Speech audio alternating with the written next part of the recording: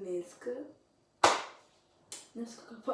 Днеска ще си говорим за прясно мляко. Днеска ще се направя прясно мляко. Ще се сложа малко, да мога да става на бебите. Вършим се след малко. Взимаме си една чашка. Например, тази чашка. И сипвам в чашка. Чакайте да поместя. Малко така да видите. Опа, страхотно. И се слага мляко. Малко. Топло. Край. И още един път. Край. Още един път. Сега ще се върна. Сега трябва да сложим в мокроволнова. Айде. Сега идвате с мен. Ще ги сложим в тази морковна модерничка, която не топли толкова бързо, не топли толкова много, но по някой път да. Мисля, че сега. С малко се връщам, когато е готово, чак сега ще се връща, защото трябва да ходя, да не казвам.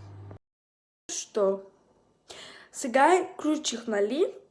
Да ходя за малко горе на туалетка просто. Сега ще пипам чашката и още е студено. Сега слагах вътре, нали, вече да се стопли. Ето много бързо, така че още един път. Когато е готово, ще се включвам. Ако не е готово, няма. Ето. Мисля, че вече ще се стопли. Пипах чашката, малко е гореща. И сега да затворим и да вземем захара. Откъде сега? Тук беше захара.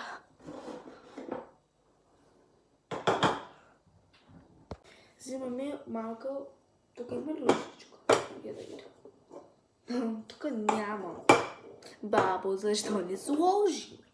Защо? Какво става? Да, ще взема. Не да затай. Взема тази. Чакай, че няма нито какво време. Сега ще се върши във време. Такава и сега се връщам. Ще видя какви лъжички ще са.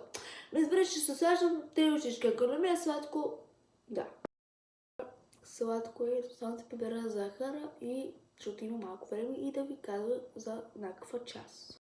Сега, ето ми го прясно мляко, даже ще има втора част, която ще се разкажем за смешни неща. Втора част следвате за смешни неща.